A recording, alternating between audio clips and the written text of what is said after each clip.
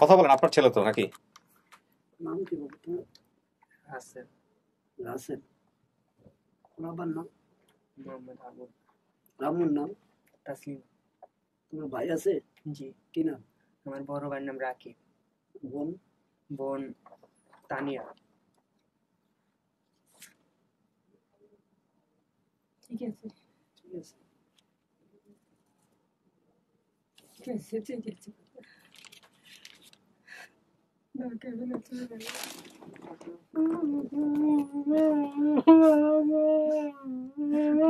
কত বিচার চাইছি।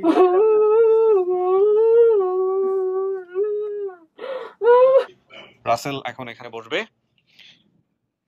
দাঁড়াও, আবার বাকি ক্যামেরাগুলো অন করো।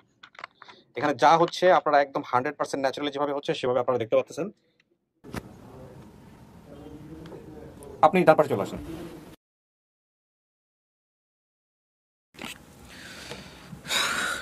আচ্ছা রাসেল, একটা জিনিস আমাকে একটু বলো। তোমাকে তুমি করে বলি, কারণ তোমার বয়স অনেক ছোট। বাবা আমাকে পাইলে কি তুমি সত্যি সত্যি যাবা নাকি তোমাকে জোর করে নিয়ে আসছে এখানে? সত্যি করে বলো তো। আমি এখনো কি ক্যামেরা দেবো না? জোর করে আসে নাই। এমন হয় না যে তুমি বড় হয়ে গেছো, যে তিন ওদের সাথে থাকছো, কাজকর্ম করছো, এখন কোথায় রাখবে, ঠিক মতো খারাপ ব্যবহার করে জন্য তোমাকে ভাগাই দিচ্ছে, এরকম কোনো কিছু না? জি না, আমি নিজের ইচ্ছা। আমার ক্যামেরাতে নাই আমি। তারপরেও তুমি বলো, মানে সত্যি নিজের ইচ্ছে। নিজের ইচ্ছাই তুমি খুঁজতেছিলা? জি। ওনারা কেমন মানুষ, কেমন ওনারা? অনেক ভালো। তোমার এই যে এক মামা আসছে, উনি যে মামা বলে কি জানি নাম? রাব্বি। উনি কি আসলেই তোমার মামা, মানে মামা হিসেবে জি। ভালো ব্যবহার করছে সবাই? তাই না? নানু তো বোধহয় বেঁচে নাই, নানিরা কি জানো? নানি আছে, নানা বেঁচে নাই। ঠিক আছে, আমার যেই লোকটা মানে তোমার পাইছে, ওনাকে আমি ইন্টারভিউ করবো তোমার সামনে। আমি নিজে জানি না ঘটনা কি করছে, তুমি ওনার কথা শোনো, আমিও শুনবো। তারপরে যারা তোমাকে দাবি করছে বাপ মা হিসেবে, তাদেরকে আমি স্টুডিওতে নিয়ে আসবো। ঠিক আছে? দেখো কি ঘটে, আমরা সবাই ওয়েট করি। কেমন লাগতেছে সত্যি সত্যি যদি বাপ মারে পেয়ে যাও? লাগবে অনেক ভালো। লাগবে অনেক ভালো। দেখো চেনো কিনা, এটা তো একটা অনেক বড় ফ্যাক্ট। তোমার তো ফার্স্টের দিন তোমার নাকি মনে ছিল তোমার ভোলা বলার কথা, তুমি নাকি বলো নাই, কি কারণে? নার্ভাস হয়ে গেছিলাম। হ্যাঁ, এত নার্ভাস হওয়ার কি আছে? এখানে কত মানুষ আসে, দূর মিয়া। আজকে আবার নার্ভাস হয়ে না, কোনো কিছু যদি ভুল হলে ভুল, সমস্যা নাই, কিন্তু নার্ভাস হয়ে না, ভয় পাওয়ার কোনো কারণ নাই। আমাকে দেখি বাঘ ভাল্লুকের মতো লাগে নাকি? তাইলে নার্ভাস হইতেছো কেন? রিল্যাক্স থাকবা একদম।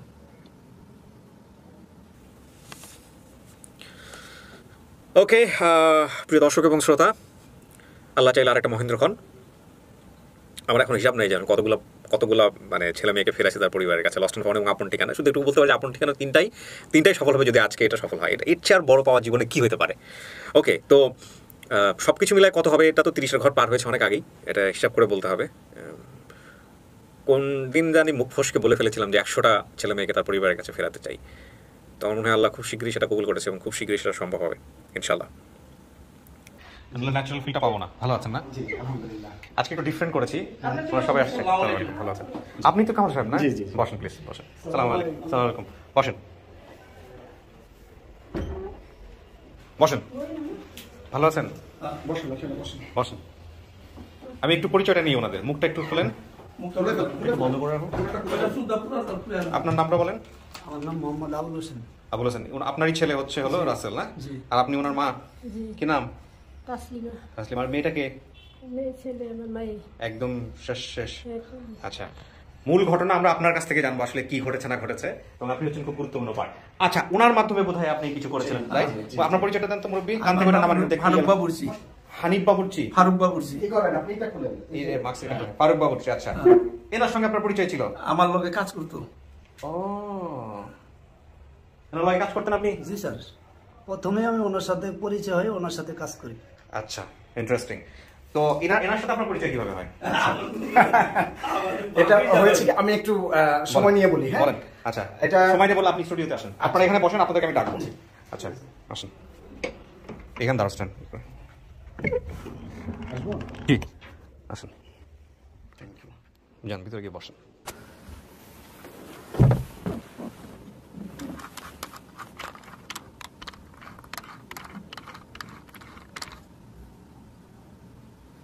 ওকে, আমার ক্যামেরাটা রোল করে নিই, দুইটা ক্যামেরা রোল।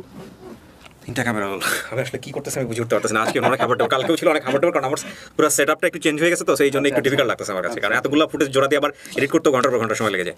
আচ্ছা, তো কামাল সাহেব আপনি আপনার পরিচয়টা প্রথমে আগে একটু আমাকে দেন। আচ্ছা, আমার পরিচয় হচ্ছে, আমার হোম ডিস্ট্রিক্ট হচ্ছে পটুয়াখালী।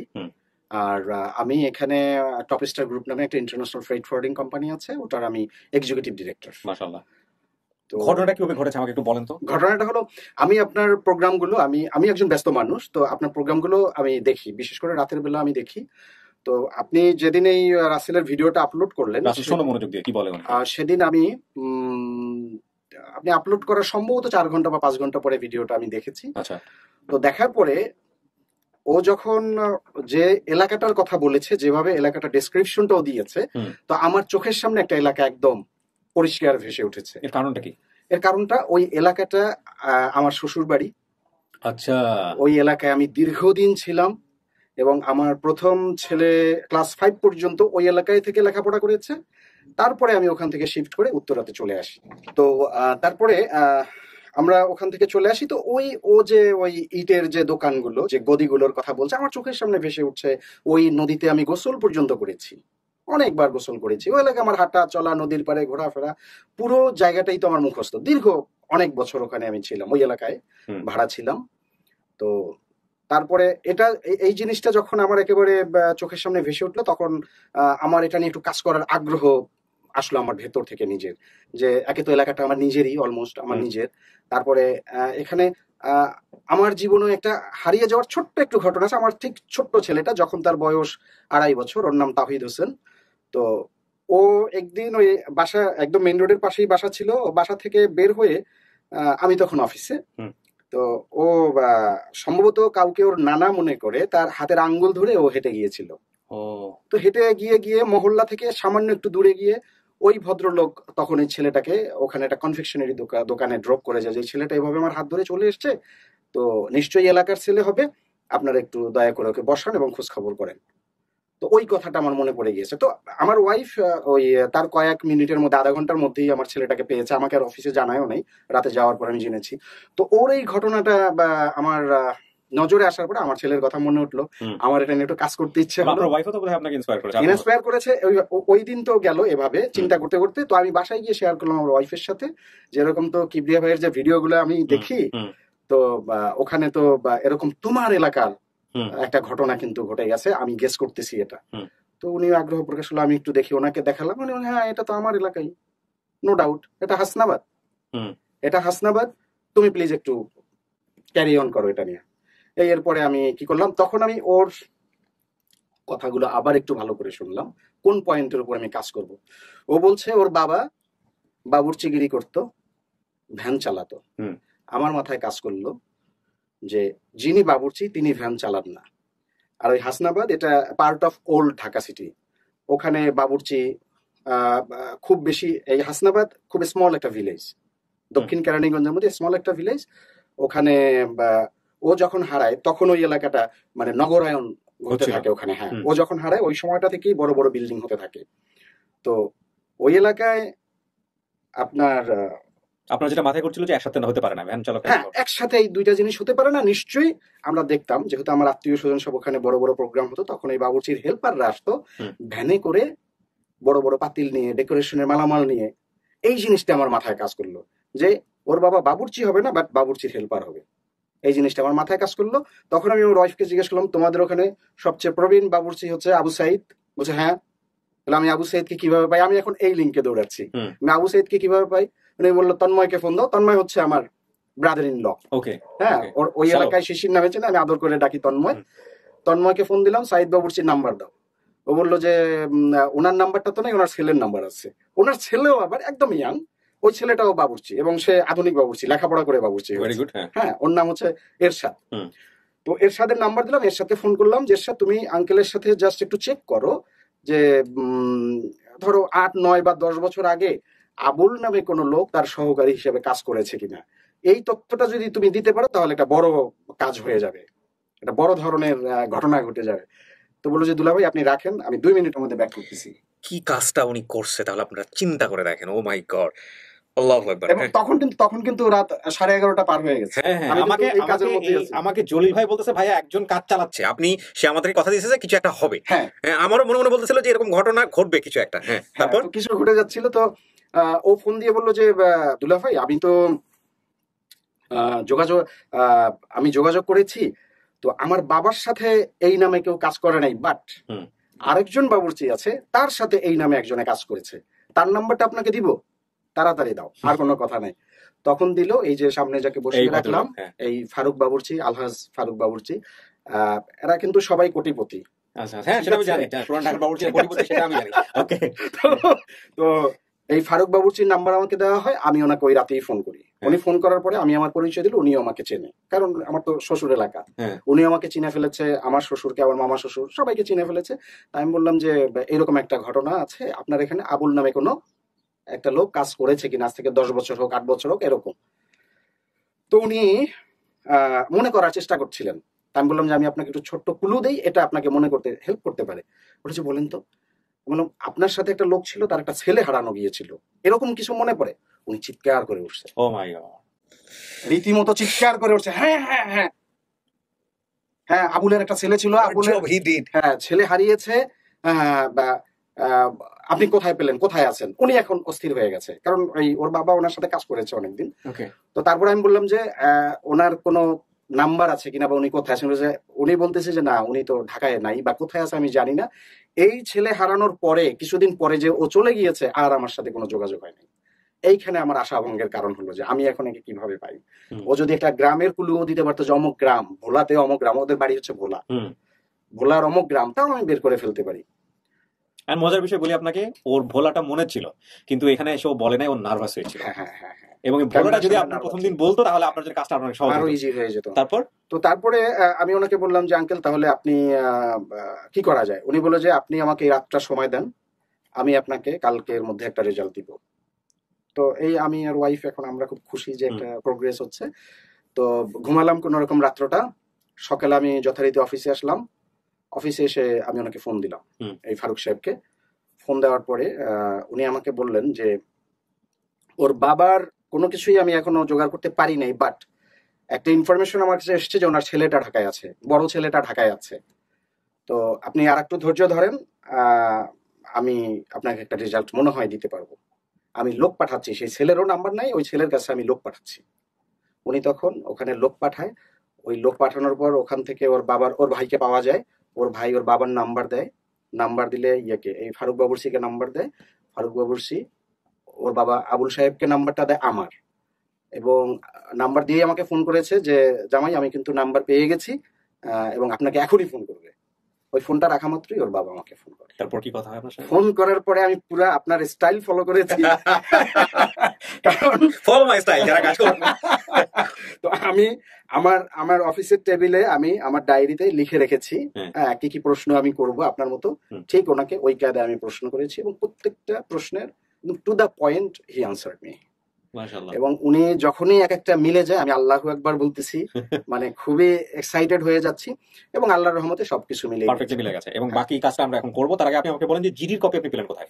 জিডির কপিটাই অরিজিনালটা আমার হাতে, আর ওনাকে আমি বলেছি আপনার ইমো আছে কিনা। ও জিডি করেছিল ওই সময়টাতে? হ্যাঁ, জিডি করেছে। এবং আমি জিজ্ঞেস করেছি, আপনি যেভাবে জিজ্ঞেস করেন যে জিডি করা আছে কিনা, আমি জিজ্ঞেস করেছি। কপিটা রেখে দিয়েছে, অরিজিনাল কপিটা একদম অরিজিনাল এখনো রেখে দিয়েছে? এই যে এইমাত্র আমার হাতে দিয়েছেন। আমি একটু ক্যামেরায় দেখাই দিই। আমার হাতে এইমাত্র দিলেন উনি, এবং উনি এটা ওই যে ছবি তুলে, মোবাইল দিয়ে ছবি তুলে ইমোতে আমার কাছে পাঠিয়ে দিয়েছে। এবং শেষে ওর বাবাও অনেক স্মার্ট, ওর বাবা কিন্তু আবার ওর ছোটবেলার ছবিটাও আমার কাছে পাঠিয়েছে। ছোটবেলার ছবিটাও আছে আপনার কাছে? ডিউটি অফিসার শ্যামপুর থানা ডিএমপি ঢাকা, 15/3/2012 সালের ঘটনা এটা। এই যে দেখেন পুরো ছিঁড়ে গেছে। আমি জানি না আমাকে ফোকাস করবে কিনা। এই জিডির কপি আমি একটা ছবি তুলে এটা আমি অ্যাড করে দিয়েছি। ছবি তোলা আছে, এই ছবিটা আমি করে দিয়েছি, বা নোমান সাহেবকে দিয়েছি। এখানে আমি পড়ে শোনাই। মোহাম্মদ আবুল হোসেন 35, মৃত মোতালেব হোসেন, মা সাং, সাতরা থানা বোরহানুদ্দিন, জেলা সাতরা বা কিছু একটা হবে, হাসনাবাদ, আফজাল সাহেবের বাড়ির ভাড়াটিয়া, থানা দক্ষিণ কেরানীগঞ্জ, জেলা ঢাকা। গত 22/2/2012 তারিখে রাত্রি অনুমান 8টার সময় আমার ছেলে মোহাম্মদ রাসেল 8 বছর বয়স ব্র্যাকেটে জুরাইন মাজার গেটের ডানে বসা ছিল।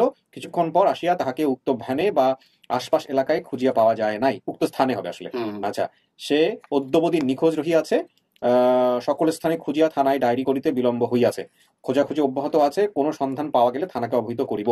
বর্ণনা: উচ্চতা আনুমানিক 3 ফুট, গায়ের রং শ্যামলা, মুখমণ্ডল লম্বাটে, কপালের বাম পাশে কাটা দাগ আছে। দেখি কপালের বাম পাশে কাটা দাগ আছে জি কোথায়, একটু দেখা তো। এই যে, এই যে। এই যে, এটা বাম পাশে লিখছে, এটা আসলে ডান পাশে। ওটা তো হ্যাঁ। উনি তো আর লেখেন নাই, হ্যাঁ। পুলিশে লিখছে। পরনে কালো হাফ প্যান্ট ও গায়ে হলুদ শার্ট, একটু মুখে বাজে, কথা একটু মুখে বাজে। হ্যাঁ, ঠিক আছে, এগুলো সব মিলছে?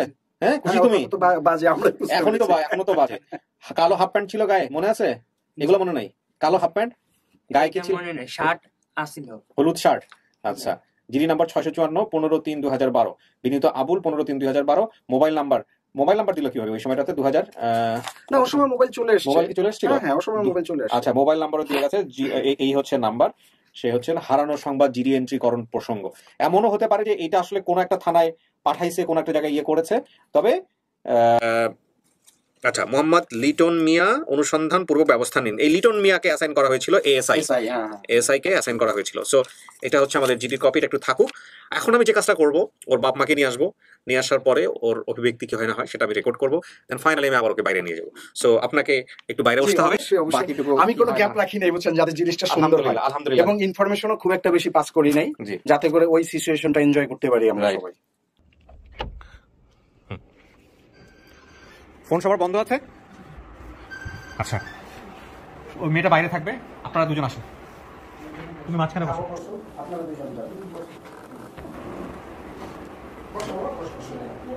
আসেন, দেখেন তো চেনেন নাকি?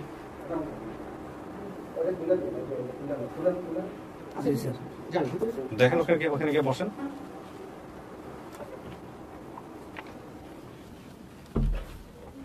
দুজন দুই পাশে বসেন।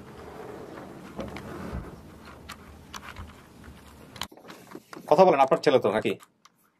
নাম কি বলতো? রাসেল রাসেল।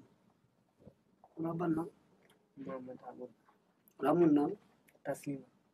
তোমার ভাই আছে? জি, কি নাম? আমার বড় ভাইয়ের নাম রাকিব, বোন? বোন তানিয়া। ঠিক আছে, ঠিক আছে। ঠিক আছে, ঠিক আছে। না, কেমন আছে?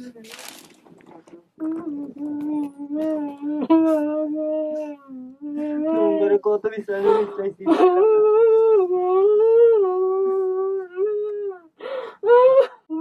আমি যা ঘুরেছি রে বাবা, ওরে বাবা, আমি জানতাম না এমন হইবো।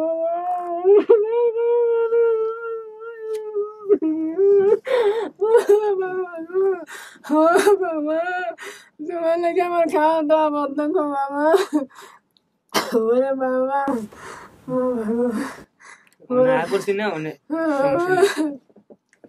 বাবা গো, হাই উঠাসের মতন লাগে বারান্দার মধ্যে বলা বলা করে আসি। খাওয়া দাওয়া বদ্ধ আমার খাওয়া দাওয়া বদ্ধ। কালি রাসেল করিয়া যাবি, হাই উঠাস আমার বাবার আমি কই গেল বামু, কোথায় গেল আমার বাবার? আমি হাই উঠাসের মতন হয়ে যাই। কত টাকা পয়সা খুঁয়েছি গো বাবা, ও বাবা গো। আবুল ভাই, কোনো সমস্যা নেই, আপনারা কথা বলেন, আপনাদের মতো করে কথা বলেন, কোনো সমস্যা নেই। আমাদের কোনো কোশ্চেন নেই, আপনারা দেখেন সমস্ত কিছু ঠিক আছে কিনা। হ্যাঁ, দেখেন। হ্যাঁ, কোনো কিছু যদি মনে থাকে, কথাবার্তা বলার থাকে, হ্যাঁ, দুই পক্ষে কথা বলেন, কোনো সমস্যা নেই। ঠিক আছে।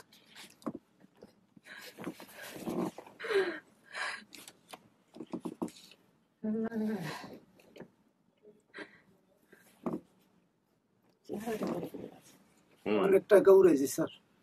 আমার পোলার বড় পিছু ছেলে অনেক টাকা বাদল উড়েছে। হয়ে গেছে। কই গেছেন?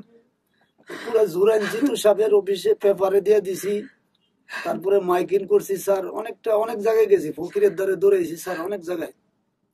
সবাই বলে যে স্যার আছে, কেউই করে কোথায় না, পাইনি? কেউ সবই এই ছেলে আর 3 মাস পরে মেয়ে ওর ছোট বোনটা লয়ে গেছে বাড়িতে বেড়াইতে, ছোট বোনটা পানি পরে মারা গেছে 3 মাস পর। এই দুঃখে তো জ্বালাই তো বুড়ে পরে দেশে গেছি গা। কাকি, যে- আপনার তো পোলা আপনার? হ্যাঁ, যে- সন্দেহ হলে কিন্তু মনে রাখে দেবো। না যে ওই বড় ছেলে ফোন দিয়ে কইতে, মা আমার লাগে কথা কইতেন কইবেন, আমার বাইরে কইবেন আমার লাগে কথা কইতো। মা আমি কামে লেগে আইতে পারি না, মা আমি সমস্যার মধ্যে আছি, কামে লেগে আইতে পারি না। মালিকের কইছি আমার একটা দিন একটু ছুটি দেন, আমার বাইরে পাইছি আমি একটু এখন। মালিকের কাজ আছে না, কাজ দিয়ে যাবে কেন? আচ্ছা এখন দেখবে, সমস্যা নাই। রাসেল কি মনে হয় বাপ মা চেহারা তো মনে করতে পারেন না বোধহয় প্রথমে, না চেহারা মতো, কিন্তু এরা বাপ মা আপনার হবে? জি। কেমনে হবে? হ্যাঁ মিলছে? যেটা বললো মিলছে। মিলছে? মনের দিক থেকে টানতেছে? বাপের চেহারার সাথে তো মাশাআল্লাহ অনেক মিল। মনের দিক থেকে মনে হচ্ছে এটা আপনার বাবা হবে? একটা ছবিও আছে। ছবি আছে? ছবিটা দেন তো কাকি। জি স্যার, ছবি আছে। ছবি নিয়ে আসছে না? ছোটবেলায় একটা ছবি তোলা ছিল। জি স্যার। যে ছোটবেলা ছবি তুলছি, জামা দামি নেই, ছোটবেলাতে জামা ছিল কিনতে দিচ্ছি, জামাটা দিতে মানে কোনো সন্দেহ নাই যে এটাও। দেখেন আপনারা ছবিটা, ছোটবেলায় যে কালার, বড় হইলে ওর চোখের ইয়া, ওর মুখের ইয়া এখনো অবিকল এরকমই আছে। কথা পারতো ছোটবেলার, কথা বলতে গেলে কথা পারতো, জি স্যার। মুখে এখনো বাদে, এখনো কিন্তু দেখছেন। দেখেন আপনার ছোটবেলা, আপনি দেখেন এটা আপনি কিনা, দেখেন কথা বাদ দেখো তুমি মুখে তো মাথবি। হ্যাঁ দেখছি হাসি হুসি, মায়ের হাসি সব কপি। আল্লাহু আকবার। ওকে, আমি একটু রাসেল কিছু জিনিস মিলাই। এক তো আপনার বাবা প্রশ্নই করে ফেলছে, তারপর একটু মিলাই দেখেন মিলে কিনা। রাসেলের বয়স বলছে 6 বছর, আসলে 8 বছরে এই সময় ঘটনা ঘটছে। আপনি জিডি করছেন, যেটা জিডিতে লেখা আছে 8 বছর। আচ্ছা জিডিতে যে ফোন নাম্বারটা, এই ফোন নাম্বারটা কার ছিল? এটা ফোন নাম্বার তো মনে হয় থানার স্যার। এটা থানার ফোন নাম্বার না? জি স্যার। আচ্ছা আচ্ছা, তো আপনার তো কোনো ফোন ছিল না ওই সময়টাতে? ওই সময় ফোন ছিল, কিন্তু ওই সময় ওই মোবাইলটা 3 মাস 4 মাস পরে চলে নিয়ে গেছে সিমটা সহ। আচ্ছা, একই লোক তাকে ঘুরতে নিয়ে যায়, মার কাছ থেকে পারমিশন নিয়ে। এই লোকের, এই ছেলের নাম ছিল বাবু। বাবু নামে কেউ নিয়ে গেছিল কাকি, মনে আছে? বাবু হইলো তার ছেলে। বাবু ছেলে, কার ছেলে? ওই নিচে দিব্যালা নিচে দিব্যালা ছেলের নাম হচ্ছে বাবু। এই বাবু কি নিয়ে গেছিল? জি জি। মনে পড়ছে? জি, আচ্ছা, জি। বাবা ভ্যান গাড়ি চালাতো এবং বাবুর্চির কাজ করতো। বাবা মোহাম্মদ আবুল, আপনি আবুল, আপনার নাম? আমার নাম তাসলিমা। এই যে তাসলিমা। জি। 2 ভাই 2 বোন ছিল। পরবর্তীতে আর কেউ হয়েছে নাকি? 2 বোন 2 ভাই আছে? হ্যাঁ হ্যাঁ জি। হ্যাঁ, ওই মেয়ে মারা গেছে। মেয়ে মারা গেছে। আপনার টোটাল মারা যাওয়া সহ সব মিলে আপনার ছেলে মেয়ে কয়জন? এখন 2 ছেলে, এখন বর্তমান 2 ছেলে আছে, 2 মেয়ে। দুই মেয়ে আছে। আর একজন মারা গেছে। জি। টোটাল হচ্ছে 5 জন। 5 জন। ও হারায় যাওয়ার পর একজন মারা যায়। একজন মানে মারা যাকে নিয়ে আসছেন ওকেও দেখে নাই লাস্ট। দে না। বড় ভাইয়ের নাম রাকিব, রাকিব। জি বোনের নাম তানিয়া, জি ছোট বোন সোনিয়া যে মারা গেছে। জি। জি। আর এই যে যেটা নিয়ে আসছেন এর এটার নাম নাম ফারিয়া। এটার নাম ফারিয়া। ফারিয়া। চাচি বা খালা মর্জিনা রহিমা এরা কারা? জি, আমি একজন আমার জি। বোন। আপন বোন? জি। মর্জিনা রহিমা আপনার আপন বোন? আমার একজনের নামই যে এক নাম। এক নামই হচ্ছে ওই মানে দুজন। রাহিম হইলো ওর আসল নাম, মর্জিনা হইলো ডাক নাম, ডাক নাম। ছেলের নাম ছিল এদের সুজন রাহাত। যে জি, জি। ঠিক আছে? সুজন আর রাহান। জি, ঠিক আছে কথা। ওয়াও, আল্লাহ আল্লাহু আকবার, আল্লাহু আকবার, আল্লাহু আকবার। সো প্রিয় দর্শক এবং শ্রোতা, এই সাফল্য আপনাদের, with the name of almighty Allah, এবং এই সাফল্য বাংলাদেশের জনতার। আমাদের এই আপন ঠিকানা বলি বা লস্ট অ্যান্ড ফাউন্ড বলি যেভাবে মানুষ সোশ্যাল মিডিয়াতে জায়গা করে নিয়েছে, এটা নিঃসন্দেহে অনেক বড় একটা জায়গায় যাবে ভবিষ্যতে। আমরা শুধু চেষ্টা করতে থাকবো। তো কি করবেন? ছেলেরা কি নিয়ে যাবেন? ছেলে নিয়ে যাবো স্যার। যাবা তুমি? আগে আমাদের বাড়ির নানি এত বছর ই করলো, ওনাদের সাথে একটু ওনারা যারা পালছে তাদের সাথে তাদের সাথে কথা হয় না আপনার? কথা হয়েছে? ওই পাশের রুমে আছে, জি। খুব ভালো মানুষ। আপনার ছেলেকে আলাদা করে ডাইকে এসে আমি জিজ্ঞাসা করছি, জি।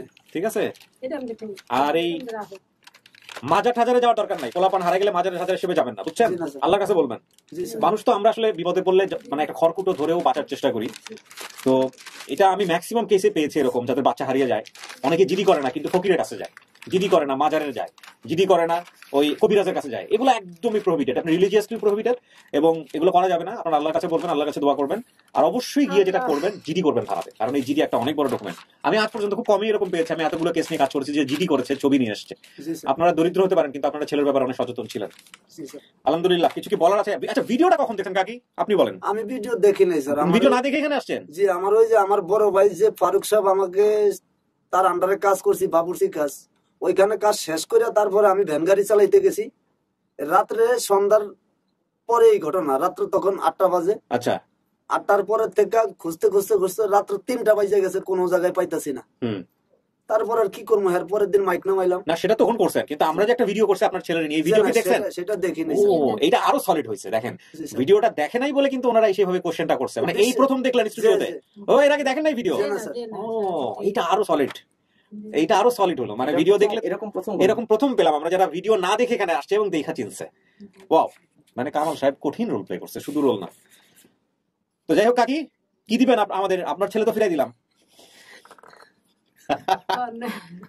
দোয়া দোয়া দোয়া আল্লাহর কাছে দোয়া ঠিক আছে। করবো, আল্লাহ তুমি আরো হায়াত বাড়াত, হায়াত দারাজ বাড়াত। সবার জন্য দোয়া করবেন, যারা শেয়ার করতে চাইতে সবার জন্য দোয়া করবেন। So, প্রিয় দর্শক শ্রোতা, নামাজ পড়ে সবার জন্য জি দোয়া আলহামদুলিল্লাহ, নামাজ পড়ে দোয়া করলেই হবে। সবাই আমাদের জন্য দোয়া করবে। দোয়া করবেন। আপন ঠিকানার 3 নম্বর ভিডিওর আপডেটের ফর্মাল এন্ডিং এখানে হচ্ছে, এবং 3 নম্বর না 2 নম্বর ভিডিও, আসলে 3টা ভিডিও আমরা করেছি, 3টা আলহামদুলিল্লাহ সাকসেসফুল, আলহামদুলিল্লাহ আলহামদুলিল্লাহ আলহামদুলিল্লাহ গিয়ে। আর আরেকটা কথা না বললেই নয়, সেটা হচ্ছে 4 নম্বর ভিডিও যেটা আপন ঠিকানা, সেটা ইনশাআল্লাহ আগামীকাল প্রকাশিত হবে, এবং আমি জানি সেখানেও হয়তো বা কোনো একটা বোন কিংবা কোনো একটা ভাই তার হারিয়ে যাওয়া পরিবারের কাছে ফিরে যাবে ইনশাআল্লাহ। সো আপনারা সবাই রেডি হন। Thank you so much. বিস্তারিত ঠিকানা এখানে থাকছে।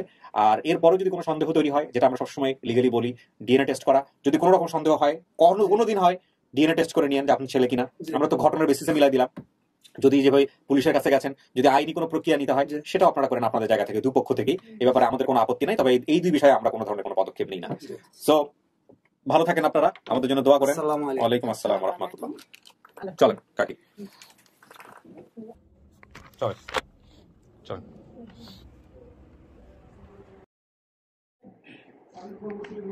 Fan of.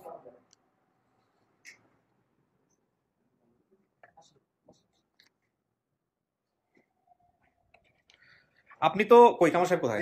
আপনি তো আমার চেয়েও অনেক বড় রোল প্লে করছেন। আপনি ওদেরকে ভিডিও পর্যন্ত দেখান নাই। তো এবং আমরা সাধারণত যেটা হয় যে ভিডিও দেখে, কিন্তু ওরা ভিডিও দেখে নাই, এবং প্রথমে ওখানে গিয়ে কোশ্চেন করতেছে। আমি তারপরে জানলাম যে ওনারা ভিডিও দেখে নাই, না দেখে এখানে আসছে, মানে একদম সলিড। হ্যাঁ, আমি কিন্তু এটা চিনছেন, চিনতে পারেন না? আমি কিন্তু এই যে নোমান সাহেব আমি বলছিলাম যে আমার কপালে একটা দাগ আছে, এই যে দাগ, চিঠিতে লেখা আছে, চিঠিতে এই যে লেখা দাগ, আছে। এই যে দাগ। এই ছোটবেলায় যে কল আরে বাপের সাথে চেহারার কি মিল, আর কি লাগে নাকি? পুরো সার্টিফিকেট তো এখানে। এই যে এই ভদ্রলোক নিয়ে ফারুক সাহেব না, আমরা খবর পাইছি আপনি আল্লাহ আপনাকে ধন সম্পদ প্রচুর দিয়েছেন। তো আমাদের একদিন খাওয়ান, মোরগ পোলাও টোলাও কি কোনো ব্যাপার না। ওই যে ভাই আপনি আসেন, আপনি আসেন, যাদের কাছে বড় হয়েছে। এই যে ইনি হচ্ছেন, ভাই নামটা বলেন আরেকবার। মোহাম্মদ সাইদুল হক রাব্বি। রাব্বি ভাই, এই রাব্বি ভাইয়ের পরিবারেই আপনার ছেলে বড় হয়েছে। আজকে আমার জন্মদিন। জন্মদিনে আপনার মাশাআল্লাহ, হ্যাপি বার্থডে, হ্যাপি বার্থডে। দিনে একটা ভালো দিন হয়েছে, এই যে আমার ভাই না হিসাবে কালকে বার্থডে ছিল বোধহয়, নাকি ইয়ে ছিল, ম্যারেজ ডে ছিল। হ্যাঁ, ভাই হচ্ছে আমার নিজের সন্তান হিসাবে। আমি স্ট্রিক্টলি এই কাজটা আমি হ্যান্ডেল করেছি। না, আপনি অসাধারণ কাজ করছেন। আমার সাথে টাইম টু টাইম যোগাযোগ করেছে, এই বিশেষ করে আপনার এই জলিল ভাই আমাদের আরেকজন সোলজার রেডি হচ্ছে, আরিফ সাহেব। আরিফ সাহেব। হ্যাঁ, এরা অনেক ইনফরমেশন নেওয়ার চেষ্টা করেছে, কিন্তু আমি একটু কনজারভেটিভ ছিলাম। আপনি আমাকে সেটা শেয়ার করুন। Thank you so much. এমন অবস্থা, মানে হাত কাটা, গাল কাটা, সর্দি, মনে করেন যে বিছনায় এরকম ছিল নাকি কাকি? ছিল এরকম বাচ্চা, এরকম ছিল যিনি যেটা বলতেছে? কথা বলতে পারতো না, তেমন একটা মাথায় মনে করেন কিছু বুঝতো না, ডাইনে গেলে ডাইনে, বাইরে গেলে বাইরে, মানুষ চুরি পর্যন্ত যে করাইছে, মানে এমন কিছু করে বাচ্চা এখানে কষ্ট করে। ও কিন্তু অনেক কষ্ট করছে। আমাদের কাছে আসার পর ইনশাল্লাহ আমরা যা খাইছি তাই খাওয়াইছি। হ্যাঁ, এমনকি আমরা নিজের ভাই ভাই মতোই ওদের মানুষ করছি, নিজের সন্তান, এমন করে ইয়া করি না। আপনারা নিয়ে কষ্ট দিবেন না। হ্যাঁ, আমরা 18 বছর পর্যন্ত পালছি। আমরা যদি সমস্যা হয়, কোনোভাবে সমস্যা হলে আমাদের ভাইকে আমাদের কাছে দিয়ে দিতে পারেন, কোনো সমস্যা নেই। আপনাদের কোনো সমস্যা থাকলে আমরা ভাতের অভাবে কিন্তু, যদি ভাত খাই আমার ছেলেও ভাত আমরা কিন্তু খাইবে। ভাতের অভাবে দিয়ে দিতে হবে, একটু পরিচয় লাগবে। ও বড় ছেলে মানুষ, পরিচয় লাগবে, সেই জন্যই ওকে দেওয়া। বুঝতে পারছেন? পরিচয় লাগবে সেই জন্যই দেওয়া। আর ওই আজকে আপনারা সবাই আমার বাড়িতে মাকে দেখবেন, মা খুব আগ্রহ বসে রয়েছে। ও চাচ্ছে যে নানু দেখুক, নানুর সাথে। ভাই থ্যাংক ইউ। আমরা এখানে একটা কথা বলি, আমি অবশ্যই ধন্যবাদ জানাই প্রথমত আল্লাহকে, এবং তারপরে যদি কাউকে ধন্যবাদ দিতে হয় সেটা হচ্ছে এই ভদ্রলোক কামাল সাহেব। অসাধারণ কাজ করছেন এবং ডিটেকটিভের রোল প্লে করছেন রীতিমতো।